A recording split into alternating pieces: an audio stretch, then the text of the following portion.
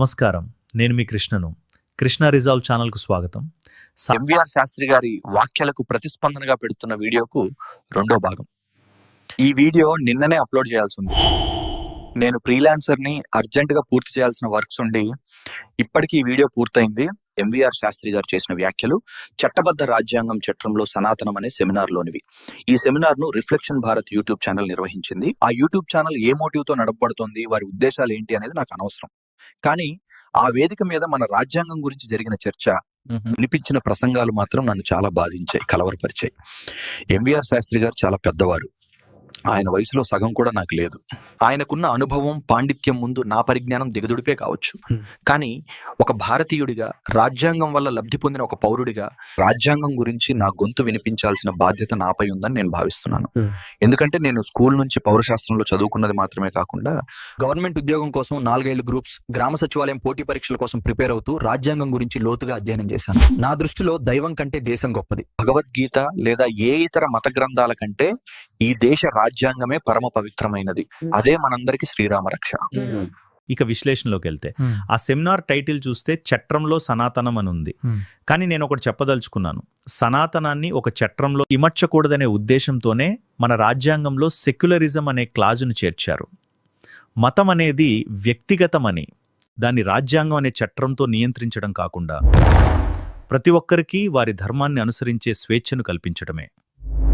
లౌకికవాదం అంటే సెక్యులరిజం యొక్క అసలు ఉద్దేశం.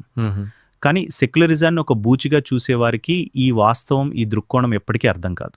అసలు రాజ్యాంగం సనాతనానికి వ్యతిరేకం కాదు, దానికి రక్షణ అని మీకు ఇంకా అర్థం కావాలంటే సనాతన ధర్మానికి ఉన్న అసలైన అర్థాన్ని ఒకసారి చూద్దాం. సనాతన ధర్మం అంటే ఏమిటి?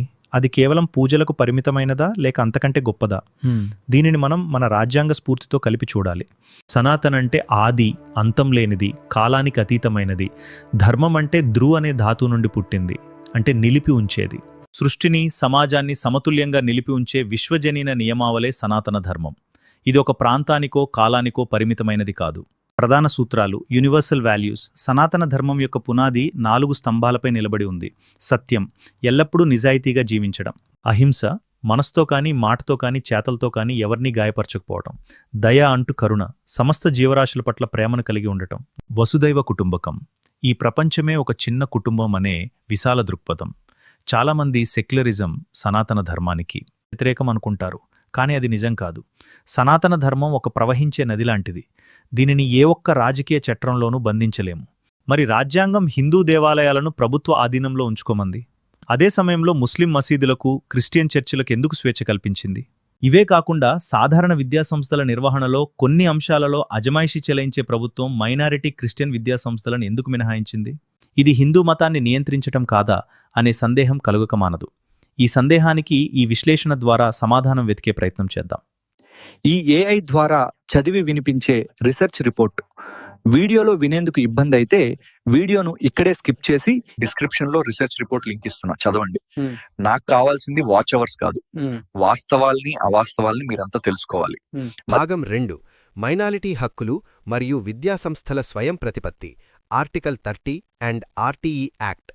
యూట్యూబ్ స్క్రిప్ట్లో లేవనెత్తిన రెండవ ముఖ్యమైన ప్రశ్న, మైనారిటీలకు విద్యాసంస్థల నిర్వహణలో ప్రత్యేక మినహాయింపులు ఎందుకు?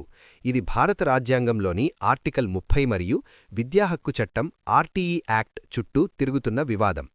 2.1 ఆర్టికల్ 31 ఉద్దేశం.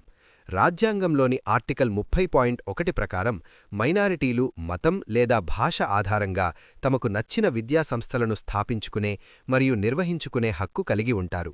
రాజ్యాంగ పరిషత్లో జరిగిన చర్చల్లో కెఎం మున్షి వంటి సభ్యులు వాదిస్తూ మైనారిటీలు తమ భాషను, సంస్కృతిని కాపాడుకోవడానికి ఈ హక్కు అవసరమని పేర్కొన్నారు.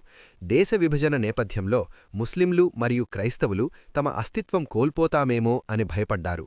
వారికి భరోసా కల్పించడానికి ఈ హక్కును చేర్చారు. 2.2 మినహాయింపుల వివాదం. ఆర్టీఈ చట్టం మరియు సుప్రీంకోర్టు తీర్పులు. అయితే నేటి వివాదానికి ప్రధాన కారణం విద్యాహక్కు చట్టం 2009. ఈ చట్టం ప్రకారం ప్రతి ప్రైవేటు పాఠశాల తమ సీట్లలో 25% ఆర్థికంగా వెనుకబడిన వర్గాలకు అంటే ఈడబ్ల్యూఎస్ వారికి కేటాయించాలి. కానీ supreme court Pramathi educational and cultural trust కేసులో 2014లో ఈ చట్టం మైనారిటీ విద్యాసంస్థలకు వర్తించదని తీర్పు చెప్పింది. 2.2.1 మినహాయింపు ఎందుకు? సుప్రీంకోర్టు తర్కం ఏమిటంటే, ఒక మైనారిటీ సంస్థ, ఉదాహరణకు ఒక క్రిస్టియన్ పాఠశాల, తన సమాజం యొక్క సంస్కృతిని, మతాన్ని బోధించడానికి స్థాపించబడింది.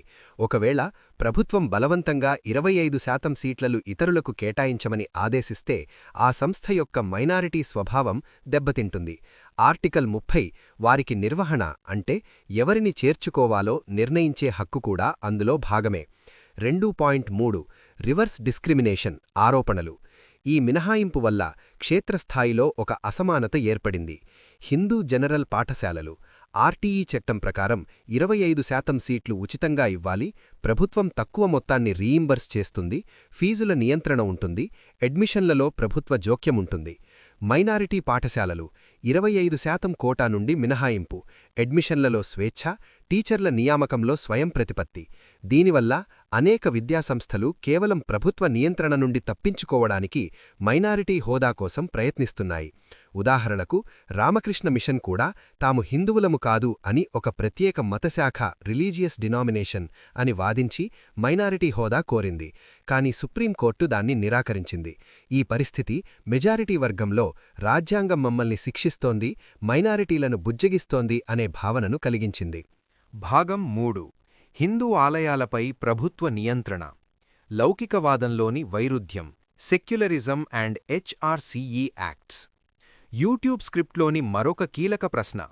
హిందువుల పాలనలో మైనారిటీల రక్షణ అంటున్నారు, కానీ హిందూ ఆలయాలను ప్రభుత్వమే ఎందుకు స్వాధీనం చేసుకుంది? ఇది భారతీయ లౌకికవాదంలోని అత్యంత వివాదాస్పద అంశం. 3.1 అసమానత యొక్క మూలం. భారతదేశంలో హిందూ ఆలయాలు చాలా వరకు రాష్ట్ర ప్రభుత్వాల నియంత్రణలో ఉంటాయి. తమిళనాడు, ఆంధ్రప్రదేశ్, కర్ణాటక వంటి రాష్ట్రాల్లో Hindu religious and charitable endowments HRCE చట్టాలు ఉన్నాయి. ఈ చట్టాల ద్వారా ప్రభుత్వం ఆలయాలకు ఎగ్జిక్యూటివ్ ఆఫీసర్లను నియమిస్తుంది, ఆలయ ఆదాయాన్ని, ఆస్తులను నిర్వహిస్తుంది. కానీ మసీదులు లేదా వక్ఫ్ బోర్డులు మరియు చర్చీలు తమ సొంత కమిటీల ద్వారా స్వయం ప్రతిపత్తిని అనుభవిస్తాయి. ప్రభుత్వ జోక్యం అక్కడ నామమాత్రంగా ఉంటుంది. 3.2 పబ్లిక్ క్యారెక్టర్ మరియు సామాజిక సంస్కరణ. రాజ్యాంగం ఎందుకు ఈ అసమానతను అనుమతిస్తోంది? దీనికి సమాధానం ఆర్టికల్ 25(2)(b)లో ఉంది.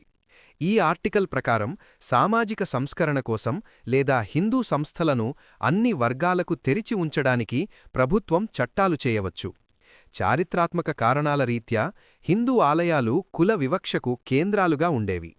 దళితులను శతాబ్దాలుగా ఆలయ ప్రవేశం చెయ్యకుండా అడ్డుకున్నారు. రాజ్యాంగ నిర్మాతలు, ముఖ్యంగా అంబేద్కర్, హిందూ మతాన్ని సంస్కరించడానికి ప్రభుత్వానికి అధికారం ఉండాలని భావించారు.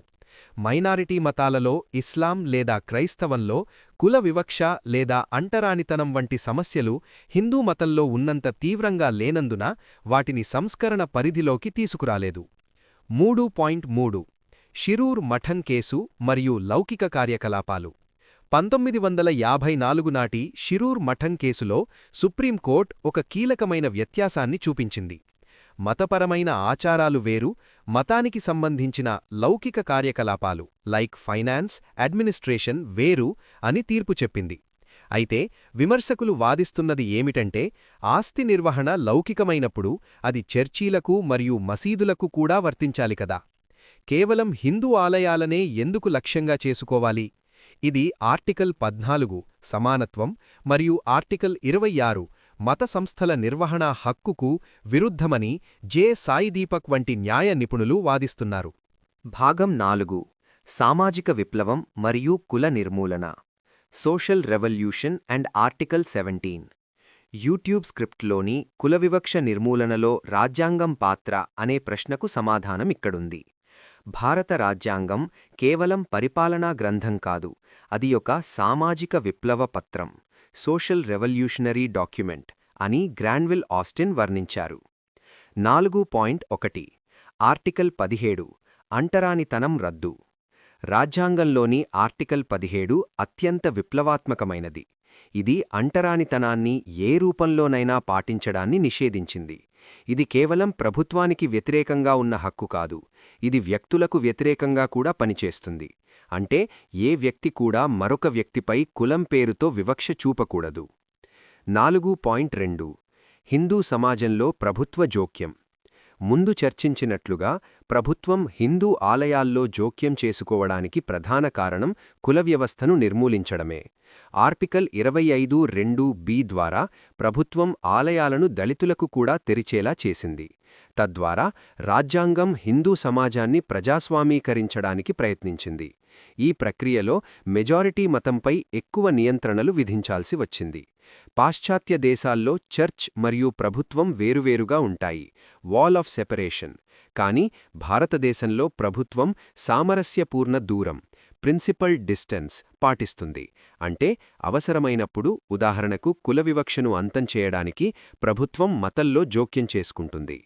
భాగం 5 అంబేద్కర్ రాజ్యాంగాన్ని ఎందుకు తగులబెట్టాలనుకున్నారు? The context of burning speech. వీడియోలో తరచుగా ప్రస్తావించే మరొక అంశం అంబేద్కరే రాజ్యాంగాన్ని తగులబెట్టాలి అన్నాడు కదా. ఈ వ్యాఖ్యను చాలామంది తప్పుగా అర్థం చేసుకున్నారు. 1955 మార్చి 19న రాజ్యసభలో మాట్లాడుతూ అంబేద్కర్, నా మిత్రులు నేనే ఈ రాజ్యాంగాన్ని రాశానని అంటున్నారు, కాని నేనే అందరికంటే ముందు దీనిని తగులబెట్టడానికి సిద్ధంగా ఉన్నారు, నాకిది వద్దు అని అన్నారు. 5.1 అసలు కారణమేమిటి? ఆయన ఆ వ్యాఖ్య చేయడానికి కారణం రాజ్యాంగంపై ద్వేషం కాదు, దాని అమలుపై ఉన్న నిరాశ. ఆ సమయంలో గవర్నర్ అధికారాలను పెంచే సవరణలపై చర్చ జరుగుతోంది. మైనారిటీలు మరియు దళితులను రక్షించడానికి గవర్నర్కు ఎక్కువ అధికారాలు ఉండాలని అంబేద్కర్ భావించారు. కాని ప్రభుత్వం దీనిని అంగీకరించలేదు.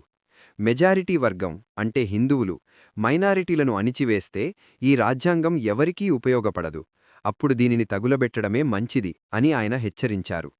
ఆయన వివరణ ఇస్తూ, మేము దేవుడు అంటే ప్రజాస్వామ్యాన్ని నివసించడానికి ఒక ఆలయాన్ని కట్టాం, కాని దేవుడు రాకముందే రాక్షసుడు వచ్చి చేరితే ఆలయాన్ని పడగొట్టడం తప్ప వేరే మార్గమేముంది అని అన్నారు.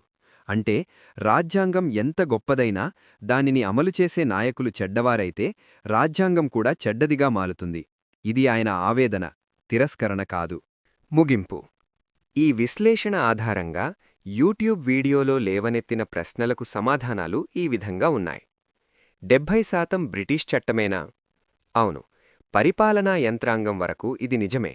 కాని ప్రజాస్వామ్య ఆత్మ అంటే ఓటు హక్కు, ప్రాథమిక హక్కులు, న్యాయ సమీక్ష పూర్తిగా భారతీయమైనది మరియు విప్లవాత్మకమైనది. మైనారిటీ మినహాయింపులు ఎందుకు? చారిత్రక కారణాల వల్ల మైనారిటీలకు రక్షణ కల్పించారు. కాని ఆర్టీఈ చట్టం వంటి వాటిలో ఇచ్చిన మినహాయింపులు నేడు అసమానతలకు దారితీస్తున్నాయి. ఇది పునఃపరిశీలించాల్సిన అంశం. హిందూ ఆలయాల నియంత్రణ ఎందుకు? కుల నిర్మూలన మరియు సామాజిక సంస్కరణ కోసం ప్రభుత్వం హిందూ ఆలయాలను నియంత్రించింది. మైనారిటీ మతాల్లో ఈ సమస్య అంత తీవ్రంగా లేదని భావించి వాటిని వదిలేసింది.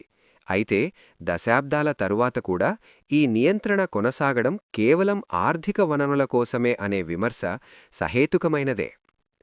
అంబేద్కర్ వ్యాఖ్యలు అవి ఆవేశంతో దళితులు మరియు మైనారిటీల రక్షణ కోరుతూ చేసిన హెచ్చరికలే తప్ప రాజ్యాంగంపై నమ్మకం లేక కాదు.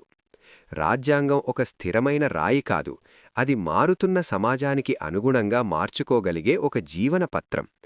నేడు జరుగుతున్న ఈ చర్చలు రాజ్యాంగ వైఫల్యం కాదు, అది మన ప్రజాస్వామ్య చైతన్యానికి నిదర్శనం.